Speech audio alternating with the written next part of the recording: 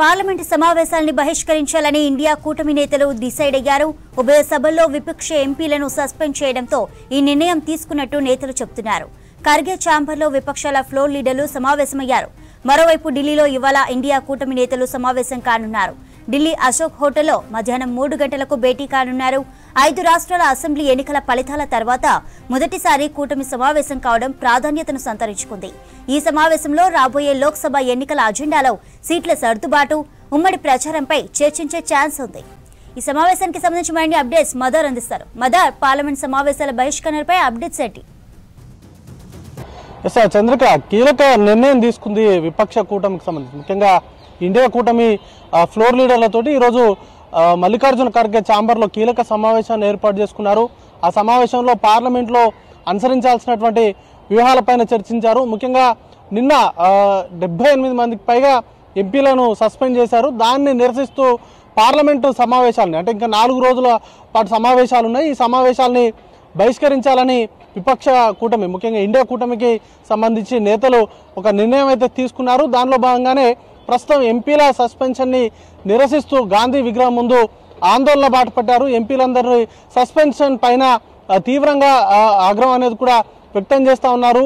కేవలం ఆ రోజు 13వ తారీఖున పార్లమెంట్లో జరిగినటువంటి దాడికి సంబంధించి సెక్యూరిటీ బ్రీచ్ పైన సమాధానం చెప్పాలంటూ, హోంమంత్రి సమాధానం చెప్పాలంటూ డిమాండ్ చేయడాన్ని తప్పుపడుతూ ఏకంగా పార్లమెంటుకు సంబంధించిన ఎంపీల పైన 92 మంది, గతంలో ఎప్పుడు కూడా ఇంత పెద్ద సంఖ్యలో ఎంపీలకు సంబంధించిన సస్పెన్షన్ వేటు పడలేదు. ఇది చాలా రేరెస్ట్ ఫీట్. ఇది అలాంటి నిర్ణయం తీసుకోవడానికి కూడా తీవ్రంగా తప్పుపడుతున్నాయి. ప్రజాస్వామ్యంలో ఎంపీలందరికీ కూడా ప్రశ్నించేటువంటి హక్కు ఉంటుంది. పార్లమెంటు సందర్భంగా వారికి ఉన్నటువంటి అంశాలపైన చర్చకు పట్టుబట్టేటువంటి హక్కు అనేది ఉంటుంది. దాన్ని కాలరాస్తూ బీజేపీ ప్రభుత్వం నిరంకుశ వ్యవహార శైలితో వ్యవహరిస్తూ బుల్డోజ్ చేసే విధంగా ఎంపీలందరిపైన, ఎవరైతే ప్లకార్డుల ప్రదర్శన చేశారో, ఎవరైతే నినాదాలు చేశారో వారందరిపైన కూడా సస్పెన్షన్ వేటు వేస్తూ నిర్ణయం తీసుకున్నారు. దానిపైన నిన్నటి నుండి కూడా ఎంపీలందరూ కూడా వారి ఆగ్రహాన్ని వ్యక్తం చేస్తూ ఉన్నారు.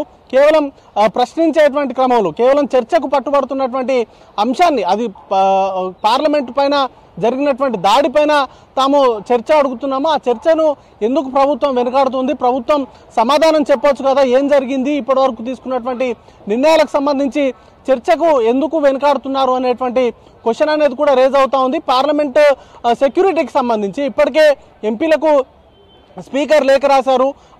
భద్రతకు సంబంధించినటువంటి అంశాలపైన తనది పూర్తి బాధ్యత, ఖచ్చితంగా దానిపైన విచారణ చేపడుతున్నాము, విచారణ జరుగుతూ ఉంది, ఏజెన్సీస్ అన్ని కూడా దానికి సంబంధించినటువంటి దర్యాప్తు చేస్తూ ఉంది.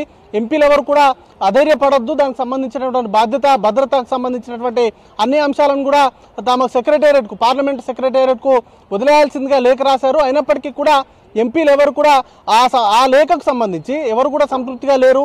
ఇప్పటివరకు ఆ ఘటన జరిగిన తర్వాత ప్రభుత్వం నుంచి ఒక సమాధానాన్ని వారు ఎక్స్పెక్ట్ చేస్తున్నారు. ఉభయ సభల్లో ఆ అంశానికి సంబంధించి ప్రధాని సమక్షంలో కేంద్ర హోంశాఖ మంత్రి సమాధానం చెప్పాలి, అలాగే పాసెస్ ఇచ్చినటువంటి ఎంపీ పైన చర్యలు తీసుకోవాలనేటువంటి డిమాండ్ చేస్తూ ఉన్నారు. దాంట్లో భాగంగానే నిన్న జరిగినటువంటి ఎంపీల నిరసనలో, ముఖ్యంగా ప్లకార్డుల ప్రదర్శన కావచ్చు, నినాదాలు చేయడం కావచ్చు, వెల్లోకి దూసుకెళ్లారు అనేటువంటి కారణాలతోటి ఎంపీలందరిపైన కూడా సస్పెన్షన్ వేటు వేశారు. దానిపైన ఇప్పుడు ఇండియా కూటమికి సంబంధించిన ఫ్లోర్ లీడర్లందరూ కూడా సమావేశాన్ని ఏర్పాటు చేసుకుని రానున్నటువంటి ఈ 22 వరకు పార్లమెంట్ సమావేశాలు ఉన్నాయి. ఈ సమావేశాలను పూర్తిగా బహిష్కరించాలని చెప్పి వారు నిర్ణయం తీసుకున్నారు. ఇక ఈరోజు మధ్యాహ్నం 3 గంటలకి ఇండియా కూటమికి సంబంధించిన పార్టీల కీలక నేతల సమావేశం ఉంది. 3 గంటలకు అశోక హోటల్లో ఈ సమావేశం ఉండబోతుంది. కాంగ్రెస్ పార్టీ నుంచి మల్లికార్జున ఖర్గే, సోనియా గాంధీ, రాహుల్ గాంధీ, మరికొంతమంది కీలక నేతలు ఈ సమావేశంలో పాల్గొనబోతున్నారు. ఇప్పటికే ఢిల్లీ ముఖ్యమంత్రి అరవింద్ కేజ్రీవాల్, అలాగే పశ్చిమ బెంగాల్ ముఖ్యమంత్రి మమతా బెనర్జీ, తమిళనాడుకు సంబంధించిన సీఎం స్టాలిన్లు ఢిల్లీ చేరుకున్నారు. అలాగే శివసేనకు సంబంధించి ఉద్ధవ్ ఠాక్రే కూడా వచ్చారు. ఆయనతో పాటు బీహార్ ముఖ్యమంత్రి కూడా ఈ సమావేశంలో పాల్గొనబోతున్నారు. శరద్ పవార్ ఇలాంటి కీలక నేతలు ఈ సమావేశంలో పాల్గొనబోతున్నారు. ఈ సమావేశం చాలా క్రూషియల్ రోల్ అనేది కూడా పోషించబోతుంది. ఎందుకంటే లోక్సభ ఎన్నికల ముందే వస్తాయి, 1 నెల ముందే వస్తాయి అనేటువంటి ప్రచారం కూడా సాగుతూ ఉంది. దానికి తగ్గట్టుగా సీట్ల షేరింగ్ కావచ్చు, అలాగే కామన్ మినిమం ప్రోగ్రామ్ ఒక ఉమ్మడి కార్యాచరణ రూపొందించుకోవాలని చెప్పి భావిస్తూ ఉన్నారు.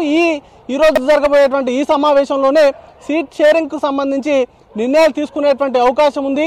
డిసెంబర్ చివరి నాటికల్లా రాష్ట్రాల్లో అంటే ఏ పార్టీ ఎక్కడెక్కడ పోటీ చేయాలి, అలాగే అక్కడ స్థానికంగా ఉన్నటువంటి ఇండియా కూటమిలో ఉన్నటువంటి పార్టీల బలాలు ఎంత, వాటికి సంబంధించి ఏ స్థానాల్లో ఎవరెవరు పోటీ చేయాలనే దానిపైన ఒక నిర్ణయం అయితే తీసుకోబోతున్నారు. దాంతోపాటు ఉమ్మడిగా ఒక మేనిఫెస్టో లాగా ఒకవేళ ఇండియా కూటమి అధికారంలోకి వస్తే ఏం చేయబోతున్నాయి అనే దానికి సంబంధించి ఒక కామన్ మినిమం ప్రోగ్రామ్, గతంలో యూపీఏ ఏర్పడినటువంటి సమయంలో కూడా కామన్ మినిమం ప్రోగ్రామ్ పెట్టుకున్నారు.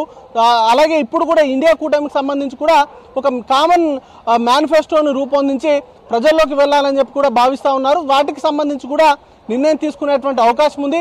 ఇప్పటికే కోఆర్డినేషన్ కమిటీ, మీడియా కమిటీ ఇలా కొన్ని కమిటీలు వేసుకున్నారు. ఒక గడిచిన 2-3 నెలల నుంచి కూడా ఇండియా కూటమికి సంబంధించిన మీటింగ్స్, ఓన్లీ కోఆర్డినేషన్ స్థాయి మీటింగ్స్, మీడియాకు సంబంధించినటువంటి కోఆర్డినేషన్ మీటింగ్స్ మాత్రమే జరుగుతున్నాయి. కానీ కీలక లీడర్లకు సంబంధించి ఇదొక చాలా రోజుల తర్వాత జరుగుతున్నటువంటి సమావేశం. ఈ సమావేశంలోనే సీట్ల షేరింగ్ సంబంధించి నిర్ణయంతో పాటు ఈ కామన్ మినిమం ప్రోగ్రామ్ సంబంధించి కూడా ఒక నిర్ణయం అయితే తీసుకునేటువంటి అవకాశం ఉంది. చంద్రిక.